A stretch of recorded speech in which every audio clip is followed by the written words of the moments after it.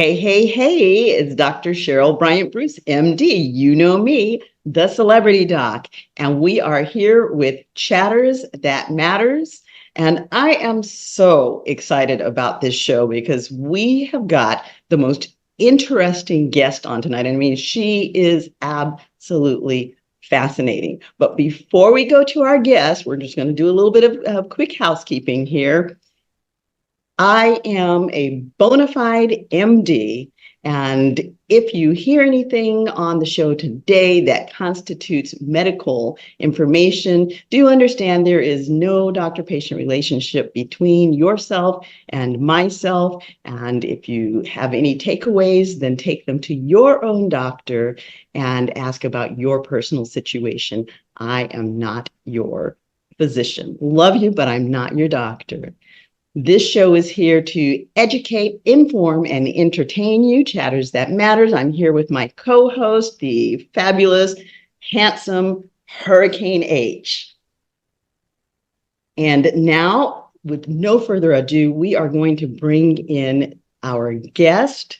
Our guest tonight is insanely courageous, and she has got a life story that, boy, you think that Angelina Jolie and Mr. and Mrs. Smith and all of the shows that she did was fabulous. Well, this lady is the real McCoy. Welcome, Angelica Robles. Hi, thank you so much for having me. It's a privilege to be here. I am so excited to have you, and I'm going to let you tell the audience who you are because I can do it no justice. You are just absolutely insanely amazing. Hats off to you, girl. Thank you. I appreciate it. So I am a Forbes published international best-selling author, motivational speaker, mindset coach, and executive producer. I worked for the government for about 18 years. 2 of those years I was undercover. And now I am an author and I go around the world telling my story in hopes to touch, move, and inspire other women who have had a crazy, traumatic life and turned it around and made lemonade with those lemons. Okay. And when we say trauma and drama, boy, you have really done it. Talk to us. Let's start from the beginning. What made you decide to go into investigative work? Yes. So I grew up in Cicero, West Side. That's in Chicago, which is a suburb of Chicago. Very high crime area, very gang related area. I grew up in the ghetto pretty much. I went to a high school that had so much violence. We had, all the gang and all that situation. We had shootings. So I grew up in pretty much a very violent and volatile neighborhood. And so when I was 15, one of my friends was murdered, dismembered, and decapitated by the cartel. And as a 15-year-old, you can just imagine that this was very difficult to process. It was very difficult to digest. And it affected me. I had, major depression. I went into therapy and it really saved my life. I'm a big proponent of therapy. And so that kind of the pain that I felt from that catapulted me into wanting to work for the government, study forensic psychology, and then, do all that. So I feel like I picked my career based on my pain, really. Right. And that happens so often that people do. A lot of psychologists go into psychology because they're trying to sort themselves out. So you go into forensics, and what do you do with it? What happens from there? So I get to college and, I was very grateful to have such a good therapist when I was in high school, because growing up as an adolescent is already hard as it is, but dealing with so much trauma and trying to process it really was something that I never thought I could process without therapy. I was suicidal. It's all in my book. I talk about the feelings and the thoughts of how you go through this and how your mind tries to piece it all together. And of course, you go through the grieving phase and the anger and, all of that. And so as a young adolescent, it was very difficult. So I went to college and I decided to do forensic psychology. And I had also I was gonna do pre-med. So the original plan was that I was gonna go be a doctor. I was gonna be an MD. Okay. But things, that was kind of the path that was geared towards from my parents and my family. Everybody wants you to be the doctor, the lawyer. But Okay, let's stop there. Let's talk about that. Now, yeah, your parents want you to be this doctor, and you go sideways into something completely removed from that. How did your yeah, parents to that? not good. Not good at all. I actually, the story was I actually got into med school and I was in anatomy class and they were going through all the tiny little ligaments in the hand. And I'm like, you know what? Screw this. So I walked out. I called my mom. I told her I'm not going to be a doctor. And she was, in tears because, our parents lead this like road for us and they want the best for Right, us, especially my parents are immigrants from Mexico. But right. I remember I told my dad, I said, I'm going to go work for the government. And my dad was like, yes, that's my daughter. Okay. But at least I had the So support mom of and my, dad were on different paths as far as what they saw your future looking like. right, right, Okay. right. Because, the doctor path was the safe way and you could see patients and work a 9 to 5. And you know this. 9 to 5, yeah. When I ever saw those. Right, right.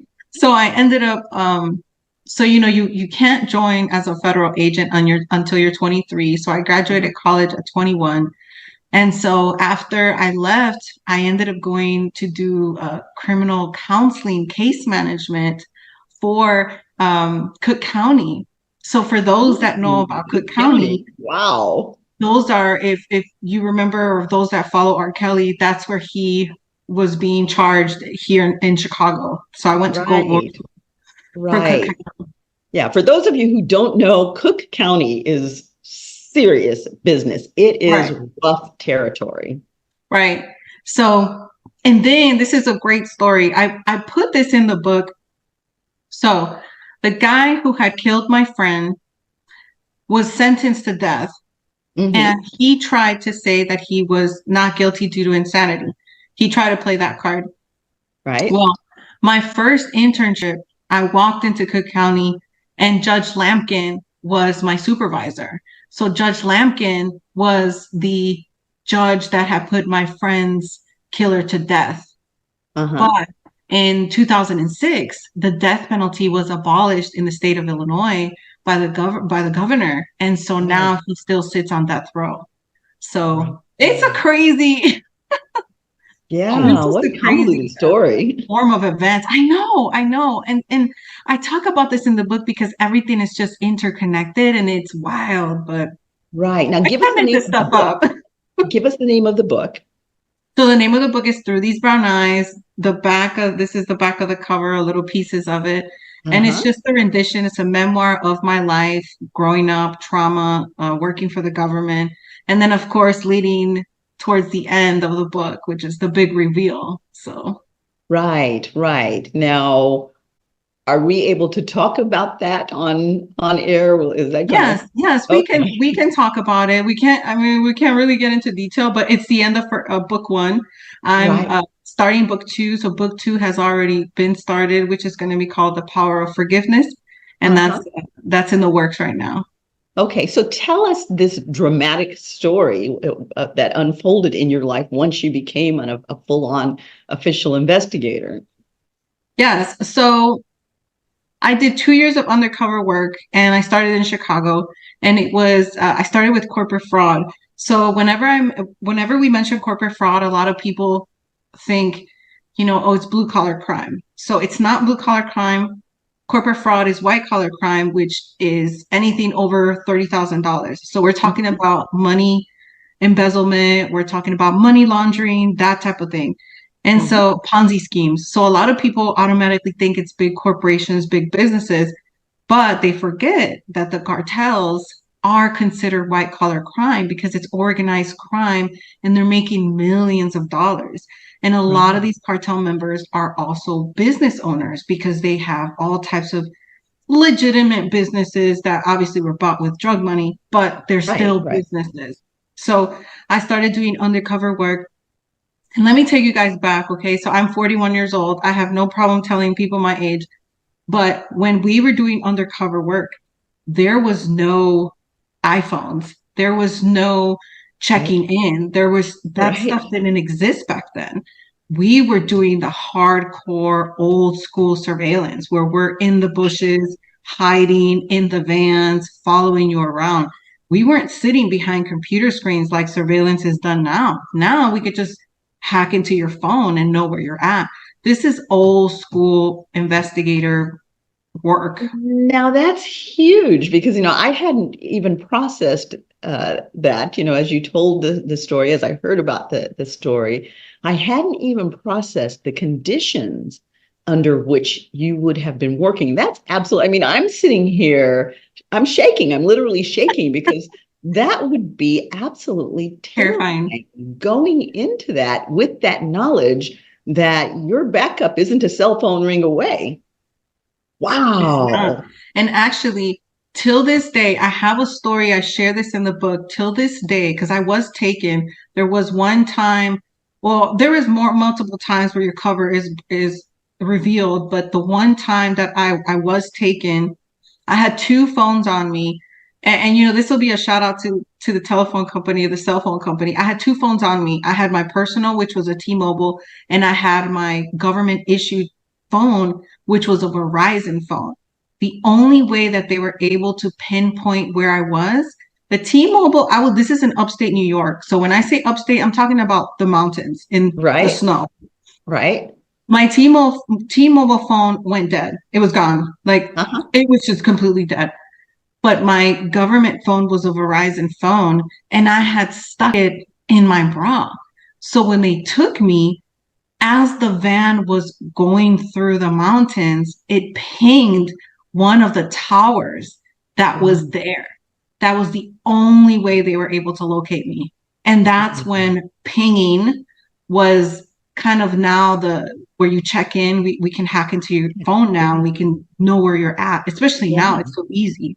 But that yeah. was the only way they were able to locate me. So since then, I've always had Verizon. Okay, yeah, me too. I've had Verizon for a gazillion years now. Right. Let's And I'm not backtrack, going to anyone else. right? Let's backtrack a little bit now. We've gotten this exciting story about the mountains, but still they have no idea what you were doing there. So let's give them the backstory as to how you Yeah, got in so the mountains. right. So everything that I was doing was undercover. So I was either, and when I say undercover, a lot of people think that I was actually being part of transactions, which at some point I was. But a lot of the times when you do undercover work, you're trying to get evidence to convict on a larger level, right? Mhm. So you almost have to fit in. But when I started, I literally was following you around. Like I was hiding, I was in the grocery store with the hat, reading the magazine. Those things are true. And Uh-huh. just following you around. And a lot of it is because back then we didn't have the technology that we have now. So in order for us to get any type of audio or any type of conversations, we had to follow you and try to it's pretty much surveillance, old school Right, surveillance. So we right. would be outside of your bushes listening to your phone conversations from outside. And Uh-huh. there was some gadgets that we did have back then that allowed us to tap into conversations the old school way, if that makes any sense. Uh-huh. Did you have like the click pens and things like that? Yes, we Yeah. did have the click pens. We did have, the glasses with the camera. I remember Right. I had a purse that I would wear, and we had cut out a hole on the side of it. So I would wear it and I would walk around, if I was at a jewelry store at a mall, very nonchalant, and they was videotaping the conversations and the interactions with the other people. So those things are real. So old Okay. school, old school. Wow. Wow. Now, as I ask you questions, if I get into anything that you cannot answer, Of feel course, free yeah. to say that you can't. And if we need to cut, Hurricane, this is not alive. Right. It will be aired, but if we need to cut, we can cut. So I just want to For be, sure. Yeah. very careful about this. But you at one point actually married into the cartel, is my understanding. I did. I did. Tell me about Without that. without knowing, so talk about the irony, right? I'm considered a world-class interrogator, and here I am sleeping with the enemy. Whoops. It's crazy. And you know what? You can't make this stuff up because even I was totally taken aback. So the way the story was, me and my husband at the time had been together for 10 years. Had been together for 10 years. Uh-huh. Now, during COVID, everything was shut down. Right. Everybody was at home and I couldn't travel, so I couldn't do any of my interrogations. I had 6 contracts at the time and I was traveling to California in different areas, but because of COVID, everything was shut down. Right. So during that time, I was on a podcast and I came on the podcast and told my story. And one of the guys from the podcast, Mark Wilkinson, he said to me, he said, you really need to write a book about your life because it is totally insane and it's astonishing. And I had tinkered with the idea of writing a book, a tell-all book, but I knew that it came with consequences because I Right. had worked for the government for so long. And if you read my book, I really go in on a lot of things in the book. And so I decided to write the book and I said, you know what, let me just do it because I had the time.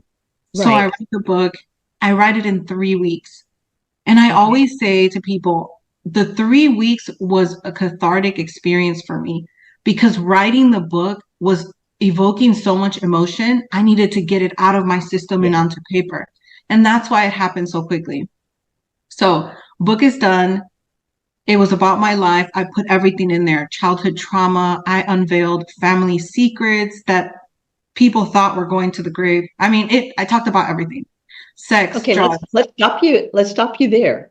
Yeah, Again, how did the family react to that? Now this book comes out and not you've good. spilled all the tea. So Not good at what all. happened with that? There was a lot of things that I uncovered in that book.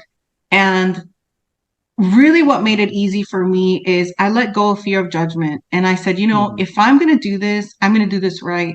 And if I'm going to do this, I'm going to break some generational curses as I'm going along. Good for Because once you. you're in, you're in. So Right. it's either 0 or 100. There's no gray area in writing a tell-all book. And so I decided, you know what? I'm just going to unveil everything that's gone down in my family. There was incest in there. There was there was rape. I talk about everything. I touch a little bit about everything and, molestation and stuff like that. Right. Right. And family members were not happy. Till this day, I don't talk to probably like 80% of Okay. my Hmm. mom's side of the family. Right. But this is something that I knew it came with the territory. So I Right. knew that if I did this, it was gonna come with some backlash. So Right. there are some people that were not happy at all. And of course they claimed it was all a lie. But yeah, Yeah, the guilty squeak loudest. right. Yeah, you're absolutely right. And so I unveiled a lot of things, but I will say this, I think that when I did unveil some of the, deep rooted family secrets that were going on, I ended up getting closer to some of my cousins because Mhm. then they came forward and said the same thing happened to me. So, Right. yeah, Right. And now that it's out in the air, maybe it will prevent it from happening going forward. right, definitely. And I think, you grow so much when you write something as deep as I did, and the growth is immense, but Mm. the outburst that I got back, the positive outburst that I got from people saying, I read your book and it empowered me to tell my truth and break my generational curses and my family bonds and ties.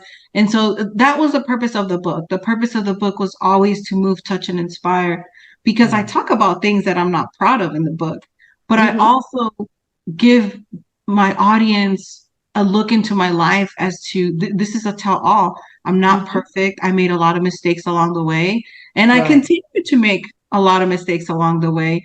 And I think the biggest one is, I'm considered one of the best interrogators in the world. Mhm. Yet I still married somebody that was not for me, completely not for me. Okay, So let's stop there. Okay, so because this is a real Mr. and Mrs. Smith story. it really, it really So, is. Yeah. so you're this interrogator.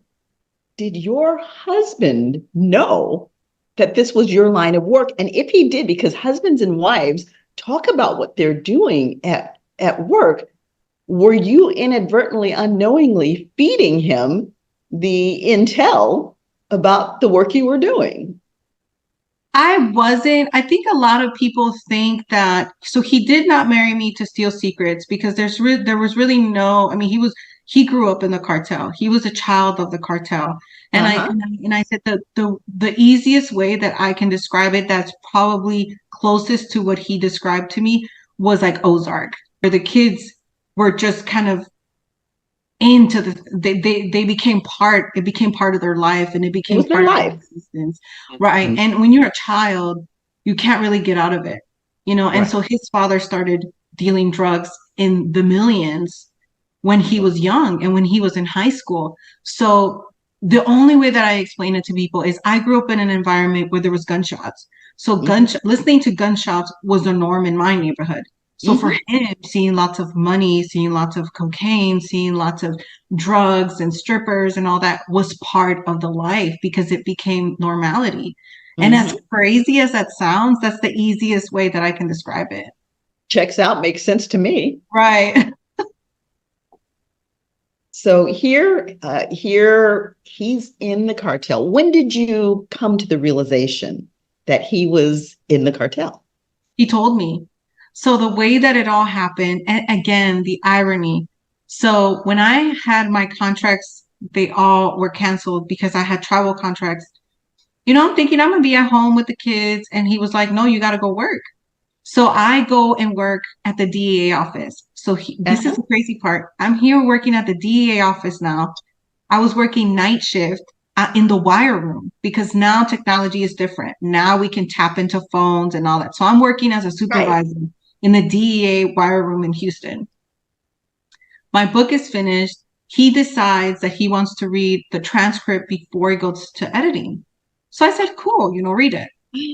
But red flag number one, when we started dating, he said, I don't want to talk about anything from my past or your past or my childhood or your childhood. I Uh-huh. just want to start the relationship from when we met on. And I I thought, bet he okay, did. fine. But red flag number one, right? Yeah.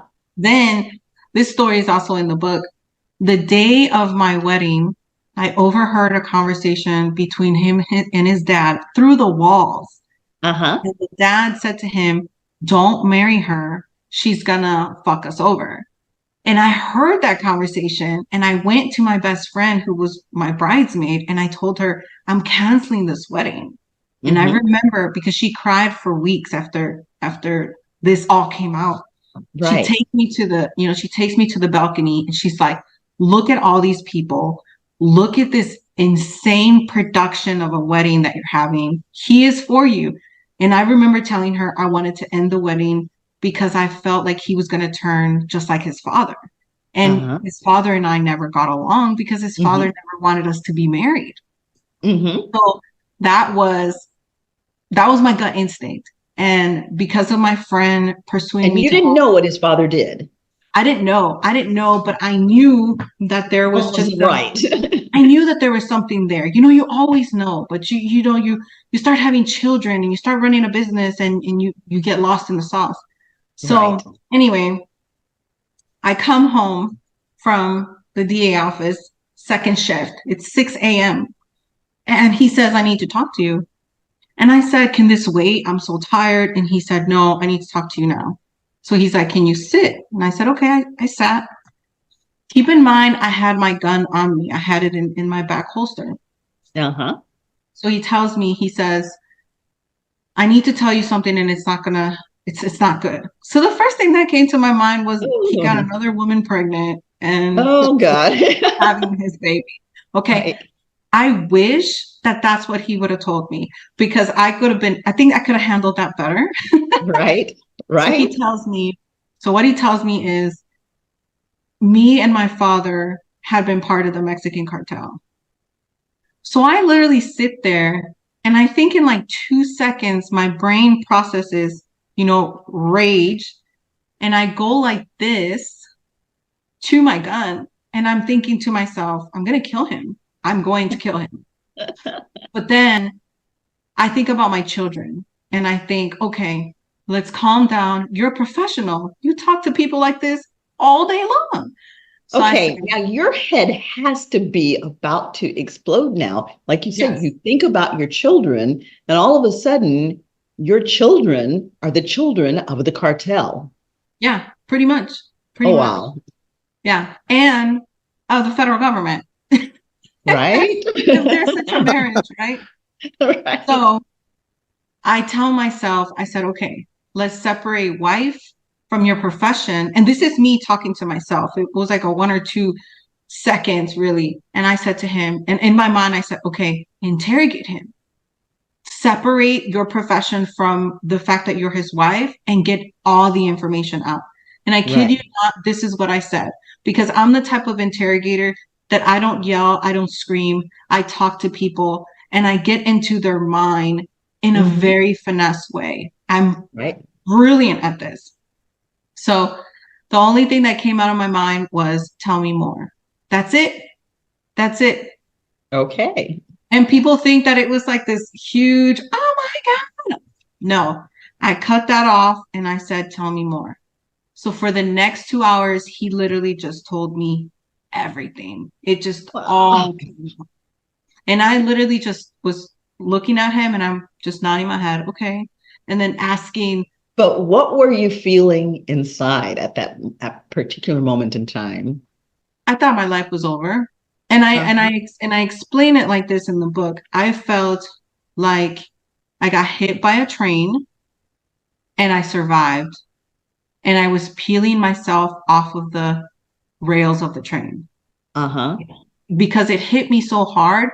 Yeah. And then everything from the last 10 years started rolling through my mind. Just the little things that I missed, all the red flags finally came to light. And I said, this makes sense. At the doorstep of death, your life flashes before your eyes. Yeah. Wow. So then after he tells me everything, he says, I feel so much better. And I said, of course you do. Of course you do. This weight have been lifted off of his shoulders. Of course it have. So the only way that I can describe it was I had to have compassion for him in that moment. And I had to go back to the first time that I interrogated a serial killer. Right. The only reason that I told myself not to be upset of the things that he was telling me that he had did to children and people was think of him as a child and the child inside of this man. And that's the only thing that kept me from losing my mind was it's this child that is in this man that got caught up in this and had no choice and was already in it. And this is why the second book is called The Power of Forgiveness, because I had to forgive him in order for me to continue with my life and for us to continue having a co-parenting relationship with our children. We made children together.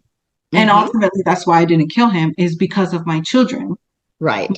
What did go through my mind was, deceit and lies. So my entire marriage was fraud. It was complete fraud. So it didn't sit well.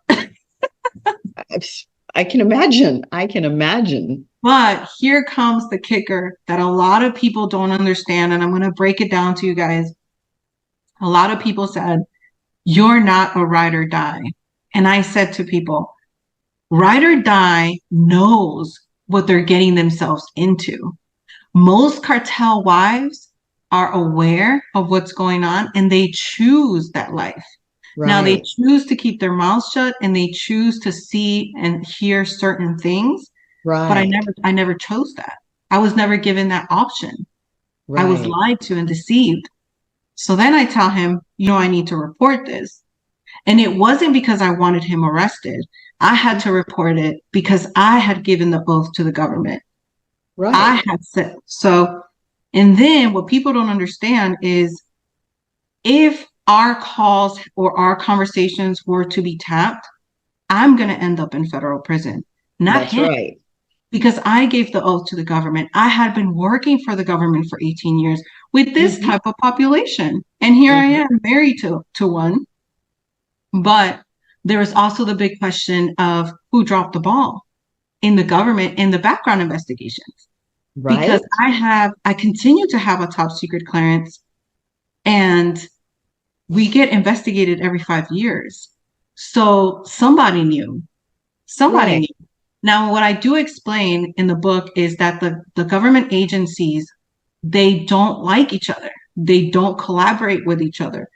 FBI, DEA, CIA, they work independently. In fact, Mhm, they hate to work together. mhm. And somebody knew, but the simple fact that I was working for the DEA in the wire room and here I am getting this information, it's insane. It blows my mind. Do you think that you were set up? No, I don't think so because his father, his father and I never got along ever. Mhm, And mhm, his father did everything possible to break us apart. I mean, he mhm, did everything possible. So I think that my husband really wanted the girl. And I think he was selfish and he didn't care what I did. And I mhm. think he thought, this is cartel mindset. I'm going to do whatever the hell I want. But And I'll do. do you think you were set up by the government? Do you think that they had that intel and they just didn't tell you? They let you sit there without that knowledge. No, because whatever I was working on had nothing to do with what they were doing. Okay. And so that was one thing because I did get asked that question a lot. Now, Hmm. if we were to break it down in a more minute basis, Hmm. possibly they could have been something of that nature. But Hmm. a lot of the work that I was doing wasn't even in Houston until I started working for the DEA in Houston. And I Right. think he started to feel the pressure because of me being in the DEA here in Houston, which is home. Hmm. And then now I'm listening to the undercover agents and all the taps that we have on phones and all that stuff here and in Mexico. So I think that that really did put pressure on him for It was sure. And then getting of too course, close to home. yes, and of course there's a lot of it's just too close for comfort, right? Right. But what a lot of people don't realize here in Houston, Houston is the major hub of the cartel. They are bringing in the drugs and smuggling the people and the human trafficking is going on here, but also cartel members are buying buildings, they're buying businesses here to hide money, to wash money, to money launder. And a lot of I have people, a question, yeah. at this point, which is I've run it through my head several times. Are you in any danger with having made this big reveal? No, and that's a great question because I get asked this all the time, and I'll tell you why. There's benefits to apparently marrying somebody in the cartel, right? Because we share Okay. children together. So why would anybody want to harm me? One, I never revealed anybody's names. I don't talk about which cartel. I don't talk about the movements, the plans. There's no really identifiable information that I'm talking about. Really, Okay. all I'm talking about is what happened to me. In fact, Right. I've been talking to cartel members for over 18 years that they knew and they were probably laughing at me. So I was Okay. like, I was the laughing stock, really, because they Uh-huh. were like, look at this woman. She's over here trying to change the world and she doesn't know what she did. And she's So, supposed to be this big time investigator, but she's married the cartel and is still clueless. right. Wow. But in my defense, I always tell people, I married him with the intent to have children and have a home. And I was running a business, working full time. I had two babies under 3 at the time. I was breastfeeding. I was doing this, and this, and that. So my life was really occupied with everything that I was doing that maybe I did miss some things, but I was Mhm. just too occupied to even go investigate my own home. And then there are the rose-colored glasses of love. Yes, yes. I mean, Yeah. love causes us not to see things that may be just as obvious as the nose on our face. Right. And then the other thing that happened was, okay, so this is so I had to reveal it to my employer, which at the time was Department of Defense. Hmm. So I always tell this story. When I called my boss, she must have been silent for what seemed like 10 minutes because she couldn't even process what I was telling her. I'm And she sure. said, she's like, I've never heard this. I don't know how to deal with this. Let me call the higher ups. The higher ups are the Pentagon.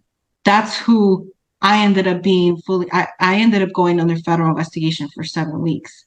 So I went under federal investigation because Wow. they needed to make sure that I wasn't a double agent and that I didn't marry purposely. Was So there any point that you were worried that that investigation might not go well? yes, I was terrified. I tell people this reveal and this investigation was the end of the old Angelica. I was murdered, completely devastated. I mean, I literally, there was like a rebirth that happened. And I Uh-huh. think in the rebirth was the success of the book, how I got catapulted into motivational speaking. And then people wanted to hear my story over and over. I mean, I literally spun 3 new industries out of the career that I had because I Hmm. still got blacklisted from the Department of Defense. Oh, I'm So I sure. did lose my entire career. I'm sure. I'm But sure. the funny part that I continue to tell people is doors closed so others can open.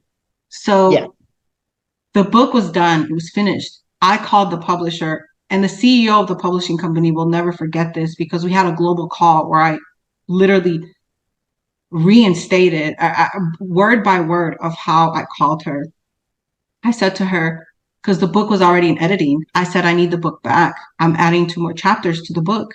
And she Uh-huh. said, there's no way that you can do that. You're under federal investigation. And I'm like, I'm still going to do it. She said, there's only one way you can do it. He needs to sign an authorization giving you permission to write what he told you in the book. Okay. So the way that I played it was I went to him and I said, you can keep the house, you can keep all your money in all these offshore accounts, you can keep all these, because he had all this money hidden from me. I said, look, I don't want anything. I'm going to take the kids and I'm going to leave. You can keep everything. But the one condition is I need you to sign this authorization. So he said, your stupid little book, sure, I'll sign it. So he signs it. That authorization said that him and his family and anybody else could not come after me legally for the rights that he was giving over for me to be able to write this in the book. But Wow. he was thinking his money, his stuff, all that. Yeah, the book hit bestseller. And then eventually I ended up selling the story to Hollywood for a feature film. Good for So, you. yeah, Good for you. crazy, That that right? well, I mean, you had help coming to um that decision, but that, I mean, that was brilliant. That was absolutely brilliant. Yeah, I mean, it really, you know what it is? I felt when you do something for so long and then you lose it and you feel like all of you've done is, because when you go work for the government, you're giving your life away. I could have died so many times doing undercover work and I didn't, but they Hmm. were so quick to let me go. But they did give me a condition. The condition was I had to divorce him as soon as possible because when the investigation was over, they tapped the phones, they tapped the emails, they took the laptops, the whole shebang. Right, I right, got polygraphed. I got interrogated. I was now on the other side of the table. And I remember sitting there like, you're really going to ask me that? right, I was like, how am I on this side? I was always on right, that side. right. And it was crazy. It was a crazy, crazy life. And I remember thinking to myself, because I went through everything, the grief process. I said, how is this my life? And in Hmm. that moment, you don't think that this can turn into good or that this can turn into something better. And it absolutely did. So in the lowest, worst moment of my life, the best life was birth. And Right. and I think that goes with trauma is when something horrible happens, something great is about to emerge. And you never think of it that way until you process it and then until you get through the other side. So So I, you've done a lot of grief work, a lot yes, of anger management work, yes, uh, a lot of rebuilding from, past life trauma. There's just been tremendous drama. There's been tremendous pain and tremendous insanity. And yeah. you emerged on the other side with a lot of good things going on. How often do you find yourself drawn back? Because even though we do the grief work and all of the work that we do, that's a huge impact. And we do go back and revisit and reprocess and one step forward and another two steps back, three steps forward, one step back.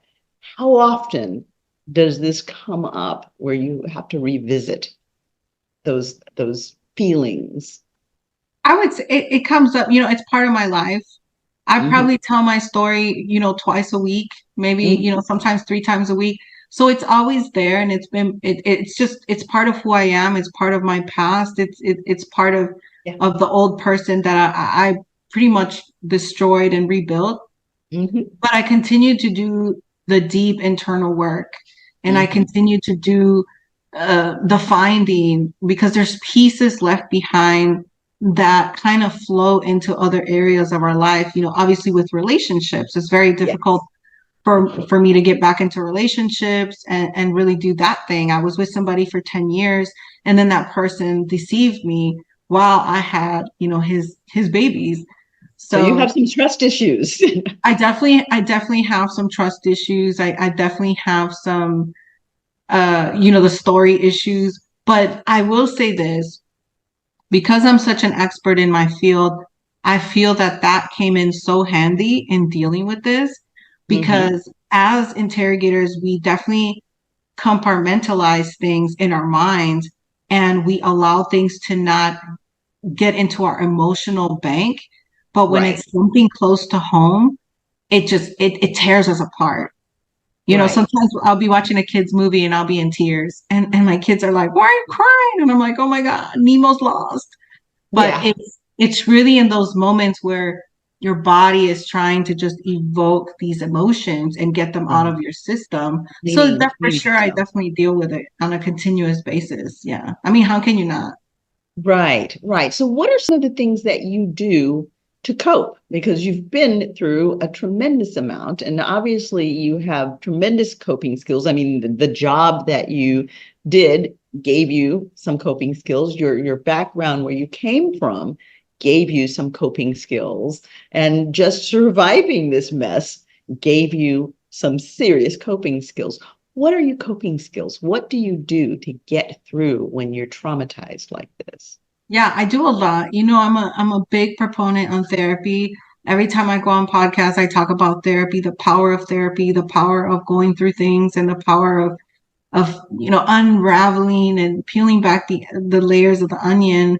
So therapy, and of course, I'm sure people follow me on Instagram. They see how I work out. I'm obsessed with working out and bodybuilding, Hmm. and I script, and I do the grounding and just the self-care, the physical, the mental, and the spiritual. Right, right. Now, I mean, one of the things that I have to think about in terms of the therapy, you are an ethnic minority, Hmm. and so many of the ethnic and racial minorities have a difficulty with the idea of letting somebody else into our heads, particularly if it's not somebody of the same race and culture.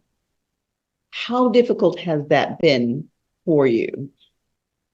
It has not been difficult, and I'll tell you why. Because so when my friend was murdered, I couldn't sleep. I was having nightmares, and I didn't even know how a 16-year-old would process something like that. But I remember I went into a major deep depression, and it was Mhm. my Spanish teacher in high school, Ms. Rutke. She's always out there. She's still alive and she's still listening, and I love her. She sent me a message today. she pulled me out of class and she said to me, "You need therapy." And us, because we're, I'm a minority, I'm Mexican, I'm living in the hood. I don't know what therapy is. We Mhm. have no, growing up, it's like, something hurts, walk it off. Right. And so she really did save my life. And so I was exposed to therapy when I was 17, and I Beautiful. saw what it did for me, and I saw how it healed me, and I saw how we were talking about things about when I was 3 years old and I was being Hmm. molested by a Hmm. neighbor.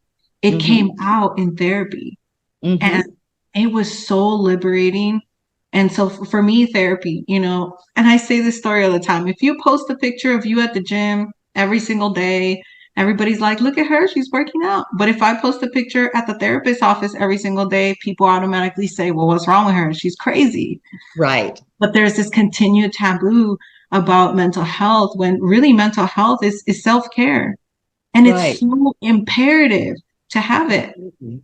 Absolutely. And I mean, we all have mental health issues. We all have pain in life. We all have baggage that we carry in life. And it's illness. I mean, all of us have some degree of mental illness. Yes. And, if we had pancreatitis, we wouldn't hesitate to go in to get checked out.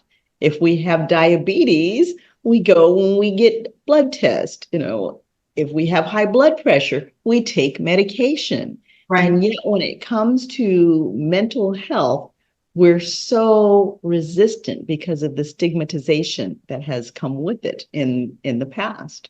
Especially as minorities, because even minorities, they push back even more. Yes, yes. And I mean, there is that piece of not wanting, especially if the therapist is not of a minority, and in the case of women, if they're not a female, there is that fear of letting them into our heads. What if they mingle what's in there? What if, Or once manipulate. again, Yeah. a trust thing? What if I cannot trust them, whether it be because they are intentionally trying to mess me up or because unintentionally, because of their own personal perspectives, they are not giving me what I need in order to heal. We're very much frightened of that. Right. And across the board, pretty much most of the ethnic minority populations, the racial minority populations, have been put upon at some point in time by majority populations. So we all have trust issues.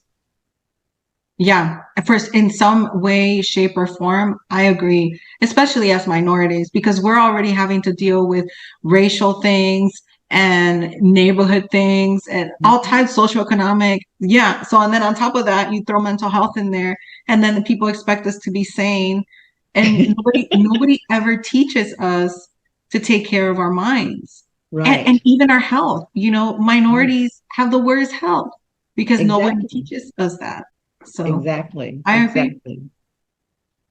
So that's why I'm here. Yes, yes, I, thank I you. want to change that trajectory. It's like, this is the generational wealth that I want To to give back. Yeah. to give forward, because health is wealth. Health Health is well. more Yeah. valuable than all the money in the world. So I want to see everybody, the entire world, heal and to be in a happy, healthy space. And Right. part of that for many, many, many, really probably pretty much all of us really should entail some form of therapy. Yeah. And I think now corporate, corporations are starting to follow suit. And now you can take mental health days and Yes, they're not going to crucify you for it. And yes. I spoke about this in the government. Whenever you kill somebody in the line of fire, you automatically go to therapy. It's Hmm. it's it's something that you have to go do. It's mandatory. Makes So sense. Makes makes sense. I complete mean, sense. it's extreme, but it comes with the territory. So Right, right. And I think one of the good things that's happening right now, we go through these periods in the media and everything where, there's a new buzzword. Every time you turn around, there's a new buzz and some other interest. And right now we're in the buzz of mental health. Yes. And, the celebrities are all revealing, the athletes are all revealing, folks are slinging mud at each other and bringing stuff out into the open. So the media is very, very messy right now. Entertainment's very messy. Sports are very, very messy. But the healthy thing about that is it brings out into the open that these are all people. And these are the people who are supposed to have been successful and supposed to have made it in the world. And yet they have all of these problems bubbling to the surface. Yeah. Look, you're from Hollywood, so you would know all these people with all the money, all the accolades, all the recognition, all the success are the most depressed. That's because right. of everything that they have to deal with, the public eye, the comments, everything. That's right. They have high levels of suicide. Obviously, we see it happening all the time.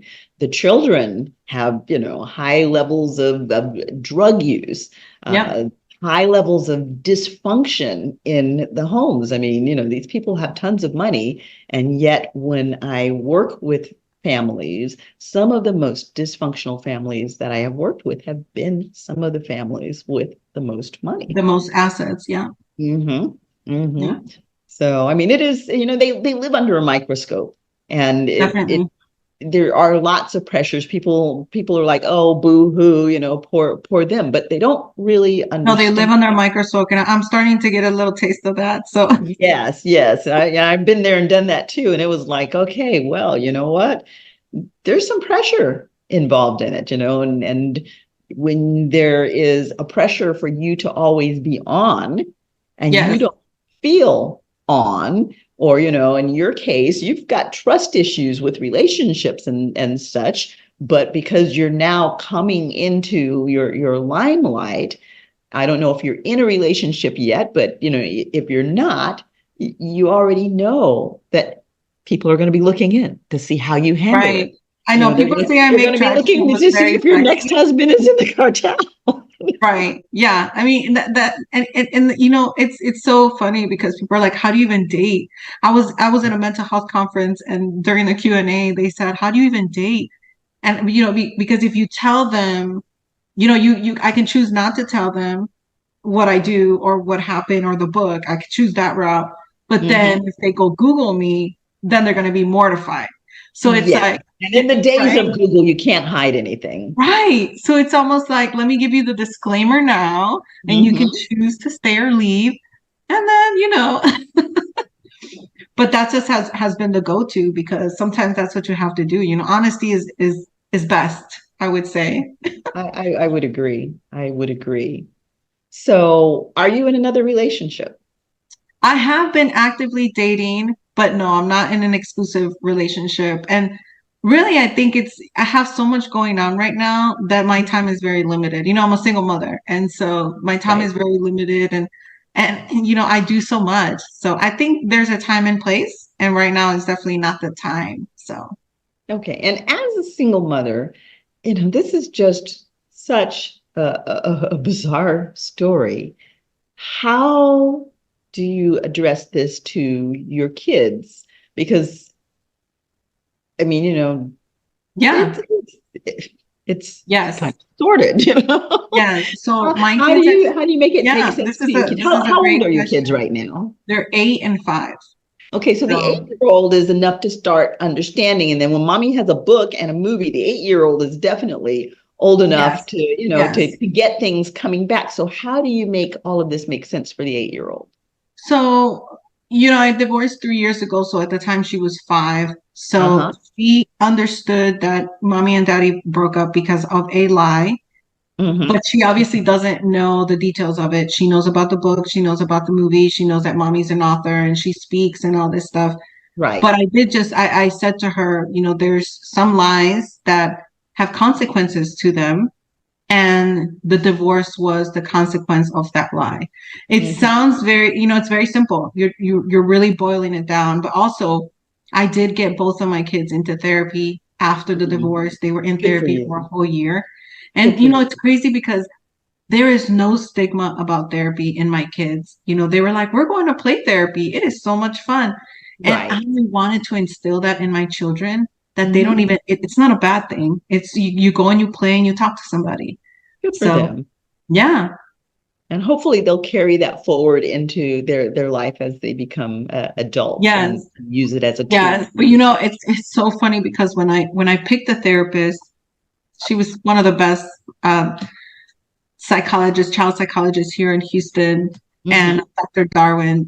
She's Hmm. amazing. But I remember when I went in there and I told her the situation, I told her she needed to read my book so that she can get the backstory into Right. what the kids were going to deal with. Right. She reads it. She read it in like 2 nights. And she Right. calls me and she says, "Oh my God, are you in therapy?"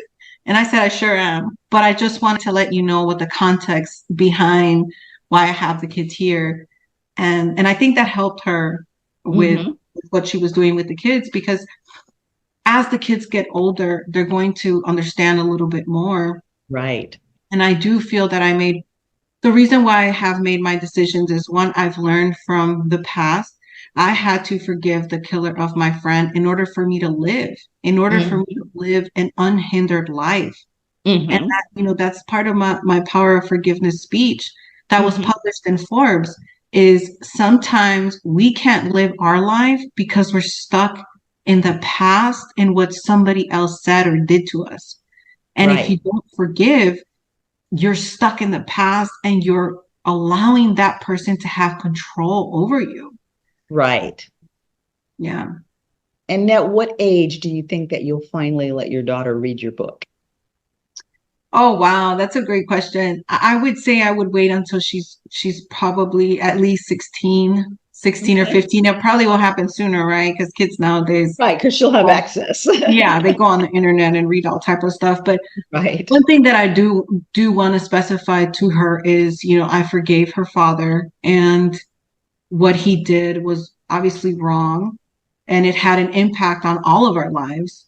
But Hmm. the power of forgiveness, it's like we have to forgive. For sometimes people do things because they had to. Hmm.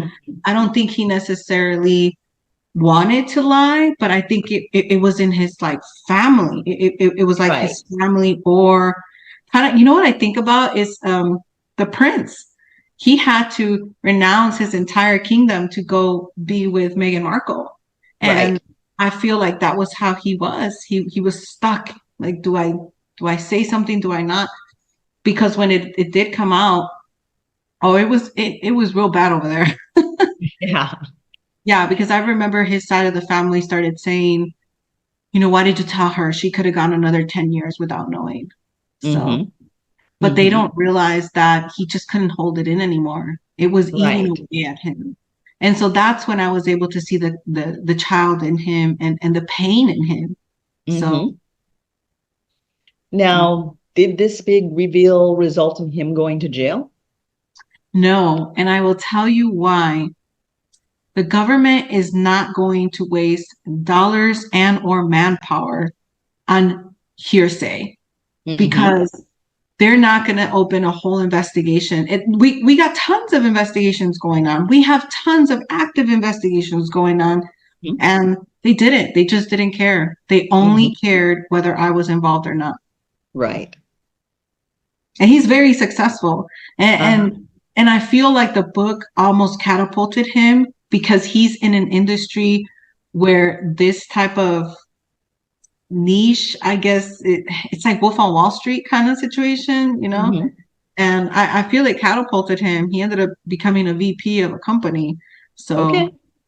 yeah, Okay. So it was in a twisted kind of way a win for him. in a twisted kind of way. But also, I also tell people, I think when he was younger, and I could say this because it's in the book. When he was younger, I think they were involved more with the actual moving of a product. And Hmm. as he got older and started being more professional, they started being more involved with the money laundering side of it. Right. the Hmm. business side of it. He is a businessman. So Right. that's what I always tell people is there's so many sides to the cartel that Right. people are only influenced by what's in the media and the moving of drugs. But there's so much more. There's businesses involved. There's politics involved. Hmm. There's military involved. There's a lot of money involved. People are getting paid off. And I describe this in the book, but everybody's just thinking there's thousands and millions of dollars under your floors of your house. Uh-huh. Yeah. Which is Wow. when you watch Queen of the South and stuff like that. Yeah, right. But Right. yeah, Yeah. So do you watch those shows often, those types of shows? look, I'm gonna be honest with you. It took me 2 years for me to finally be able to watch Ozark. And I did watch Ozark because I wanted to get a little insight of what it was like when he was growing up. And Uh-huh. I would say it was pretty good. But the reason why I don't watch those shows is because I know what's really going on. I've been interrogating cartel members, killers, murderers for the last Yes. 18 years. I know what's going on. So Yes. a lot of these movies and FBI's and CIA's and Homeland, all that stuff is a lot of that stuff is not real. Yeah. They glamorize the jobs a lot. And let me tell you, Yeah. there's nothing glamorous about being an undercover agent. There was never anything glamorous about it. So, Right. Right. Yeah. It's the same with medicine. People ask me, oh, well, do you watch this show or that show, this medical show? And it's like, no, I had my elbow up someone's rear. It's right, like, it is not right. glamorous. It's just not, and no, the doctors and nurses are not all off in the closets together. No, we're too exhausted for any of For all that. that. It's exactly right. Like people are like, the 007s are you really riding in Lambos? And I'm like, guys, we're not a billionaire party stealing diamonds while Yeah. people drink. No, that stuff does not exist.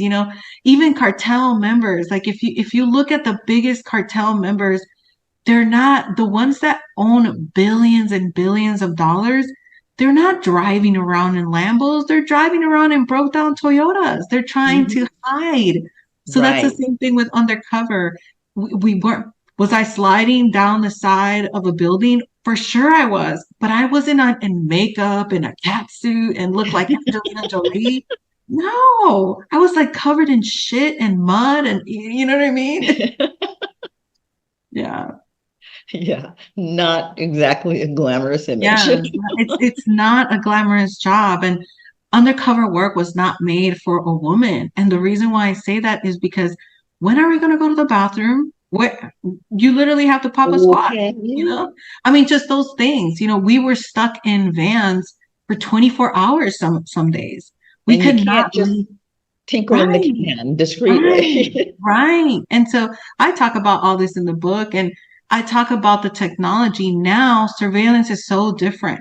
We can hack into, computers. We can hack into your phone. We can hack into your alarm system. We can hack into your bank account. This is now, but when I was undercover, none of this existed. The Yeah. iPhone didn't come out till 2006, so there was no smartphones up till 2006. So, And and how when did the you iPhone came out, feel? people didn't all get it like now. It's like everybody Right. has an iPhone. Right. How did you deal with your fear during that period? Because there were times where you were really kind of out there by yourself. And I know that, the icy fingers of fear had to grip you pretty tightly. How did you deal with that fear? I still deal with PTSD. I'm not one to lie. I deal with PTSD. There was an occasion where I had 10 guns to my head. And Mm-hmm. I always tell people, if you've ever had somebody point a gun to you, you will always remember their finger, their hand, and you'll lead up to their eyes, and you will never forget what that person looks like because your Mm-hmm. eyes always meet their eyes. And yeah, there's a lot of PTSD there. There was a lot of, sleepless nights. There was a lot of nightmares. There was a lot of sleep medication involved. In my 20s, there was a lot of alcohol consumption. And I was in my 20s when I did undercover work and surveillance work, and it was very difficult to deal with. But the way I dealt with it was how any other 20-year-old would do, and it would be going out, blowing money, and doing the alcohol drinking. So Right. as a Right. 20-year-old, it's almost like expected. You go out and Hmm. you get drunk. But Hmm. really I was self-medicating because I Yeah. was being emotionally, physically traumatized and exhausted. And I Yeah. think we're very adaptable and resilient creatures. And so it becomes our norm. And I Right. remember the first time that I ever saw a dead body, a decayed dead body, it had an axe between its head. And I Hmm. remember having the bodily experience of throwing up and being Hmm. physically ill. And I remember one of the investigators laughing and saying, "You're going to get to the point where you can have your lunch Hmm. in front of this dead body." And it's true. It's true. The more you see it, the more you experience it, the easier it gets to deal with. So, Wow. yeah. Yeah. Wow. All I can say is wow. Yeah. That's really very, very deep. So, you've been through a lot. Was there ever a moment when you felt like you were literally losing your grip? Yes. Oh, for sure. All the time. I mean, there was moments where I would say, why am I doing this again? Why am I here? So many times I wanted to quit, so many times that I wanted to throw in the towel. But again, I chose my career based on my pain. And I really went into the government because I wanted to find out why people do such horrible things to other people. I wanted to understand the mind of my friend's killer. How can you cut somebody's head off, arms and legs, and this horrendous thing that he did to them? And so I think I was almost, what's the right word to say? I was traumatized, but I was influenced and I was obsessed with finding out why. And I think that led me down this 18-year career interrogation. And Mm-hmm. it's crazy. I'm really good at what I do, and I do it with such finesse. And sometimes I wonder, maybe we were just chosen. Sometimes we were chosen to do Right. certain jobs because some people Right. are really good at it and some people aren't. And Right. I just, I ended up here and I got chewed up and spit out. And it's amazing, because now on this other end, I'm learning about movie production. I'm learning about film production. I know about the book industry. I know how to write books, how to publish books, how to market books. I know about the audible industry. And so you just learn, you continue to learn as an individual as you go through life. And I think that's very beautiful to share with people because when you're in despair and trauma, you think your life is over and you think your life is always going to be in that moment. And it's not. And I think that it does help to think about that moment, no matter how low or how dark it may seem, to think about that moment as something that's strengthening you and preparing you for something better that is to Yes. come, something very different Yes. than And, the and moment it that gives you're people in. hope. It Yes. gives people hope. And I'll tell you this funny story. When I divorced, I went into divorce care. For those that don't know what it means, it's like little counseling when you're going through a divorce. And I remember when I walked in those doors, I was just sitting there and everybody was talking about, their infidelities and he slept with the barista at the Starbucks. And then everybody was looking at me waiting for my story. And I said, let me tell you, I'm gonna give you guys a disclaimer. Everybody that has infidelity, I wish my story was that. And I'm gonna make Uh-huh. you feel better about your story. And sure enough, everybody's mouth was on the ground. And they said, Right? "Oh my God, I feel so much better about my divorce." So even that, even that made a difference for somebody else. So I just turned it. I always just turn it and say, people think that your life is over. Somebody dies or somebody gets killed or financial or romantic or everything. There's always a light at the end of the tunnel. They don't say that because it's not true. It's definitely true. Right. Absolutely. Absolutely.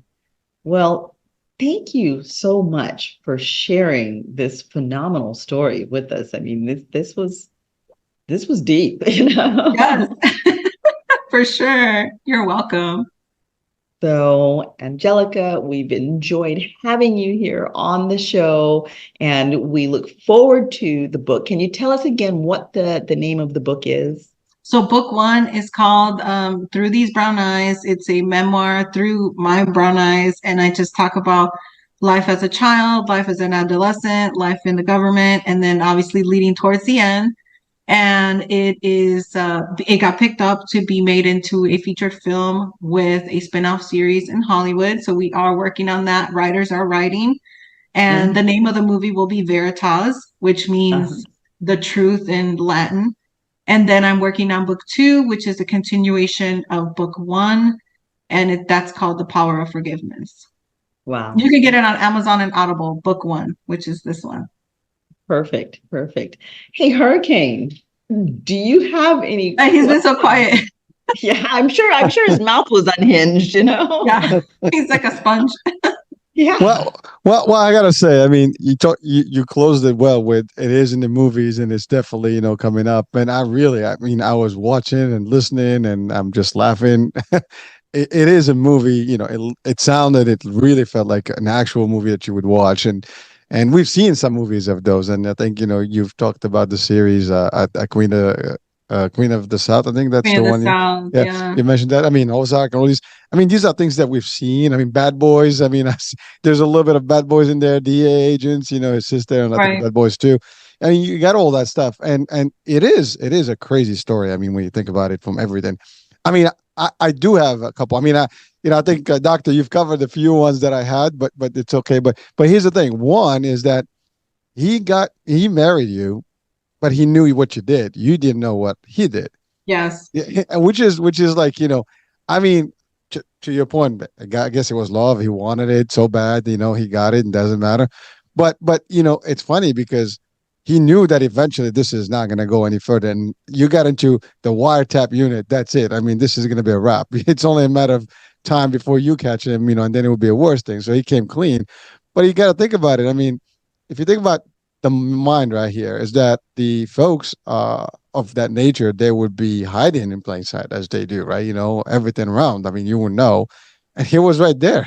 I mean, that's like being the best, incognito status that you can have with a Hiding federal in agent. plain sight. Literally, I mean, Right. right there. Who would have thought? And frankly, as you had said, I think, Doctor, you asked the question about whether the agencies knew about it. I mean, you're right. I mean, you guys go I through. think one knew for sure. I think one knew.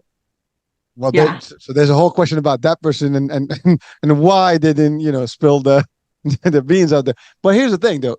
You're right. The investigation stuff that you have to go through as an agent over and over, it's continuous. And, I mean, obviously the dude was pretty well covered. I mean, that didn't come up. I mean, because it takes 2 years at least, for the initial onset when you actually get into something. And the reason I know, because I was going to be one of those agents myself, I actually had applied and, there was a reason I didn't get in, but the fact is that was going to be a whole 2 years, preview on my life story before I actually even get, picked. And so it is an interesting concept where people, watching and listening right now is like, why no one caught it? No one picked it up. And you're right. You could have picked it up too. He did it well. I mean, I have to say the guy was good. He did a great job about this to cover all his tracks and live a life, of I mean, talking about a spy life, this is 007 in the making, Yeah. I mean, he's Mr. and definitely Mrs. Smith, I mean, Mr. and Mrs. City. I mean, there you're was right. there was a lot of things that I could tell that even would be more flags, but like I said, like we never shared accounts. I never had access to his accounts, all that stuff that a lot of people would bring up. And I was just like, well, this is how we do it, but there was ways that I could have gotten more information, but I just, I was so busy doing everything else. And I trusted him. I never thought that this would ever come up. you So were Well, the other thing is you wouldn't think that if it was that he would have kids with you and stuff like that. I mean, that's the other part, right? I mean, you would think that, this is somebody that's going to put his family and kids in jeopardy in this case. And yet it didn't stop. I mean, you have kids now and they're growing and they will know, who the dad is. And I'm right. sure there's still a relationship there, which is, I can just imagine when as they grow up. I mean, that's going to be another work for them because It really think is. about That's think going to about be a like lot of work. everybody. Oh yeah, I mean, people are going to be like, oh, you're the daughter, you're the son of such and such. There will Yeah. be great fame in there, but there also great shame in there as well because people are going to try. You know how people are brutal, the bullies out there, right? They're going Right. to do their work. Oh, and it's going to be tough. And then of course, the dad is there as well, and the family is still there. So they get all these things, and you're right. You spoke about a couple things, such as the idea of that, you know, he hasn't gone to jail, and although people know the agency knows what, but you're right. They might be maybe unless he's linked to somebody else's investigation, and somehow it comes from that route. That could still happen, but who knows, right? The other part that I just wanted to touch on is that sadly that after all the work you did, 18 years, you were dismissed because of something. Obviously, I get it. You should have been the first one to catch this, and you didn't. And you can say, well, you should have caught up that in the investigation, and you didn't. So who the hell to Right. blame? Right. Somebody's going to be a scapegoat, and guess what? That And it was was you. me, right? But It was but definitely me. but for people that are watching or listening, as you said it best, is that sometimes bad outcomes create better outcomes. Yes. Because really that's what happened. You had a bad outcome, but what you are today is a much better situation in life. Plus, your experience and expertise is still with you, and now you are putting out there to podcasts, to the shows, to the movies, Yeah, I'm a to your consultant students. now. Yeah. Exactly, and you know your And stuff. here's the thing, I still work for the government. They still engage me. Now, it might not be Department of Defense, but it's other agencies. And I think Right. that was another question was, what does blacklist mean, right? So when you're blacklisted from a specific agency, you're specific blacklisted from that agency because the agency has only jurisdiction over them, but they don't say, oh, you're blacklisted from the government. That comes from higher levels. Okay. So Well, yeah. you have talent in quite a few other agencies. I think that Right. you'll be good in a lot of areas that are there's a lot of different levels in there and a lot of task force and things like that. So you'll be just fine. And plus now you also can start to Hollywood. I'm sure you're gonna have multiple movies and stuff, and your expertise is just gonna be up there. And hey, listen, this is just the beginning of a Yeah. long run. So hey, I mean, well, first of all, congratulations on the work you do Thank now and you. the Thank you. speaking And then did you and engaging. see, Cheryl, I was published in Forbes for the second time today. So I did. I did. I sent it over to Hurricane, and we'll be posting that up with this show. So That's I did, Forbes and we're Morocco, very right? excited for you. yeah, so Forbes Morocco published me last year as The Power of Forgiveness, my TEDx speech.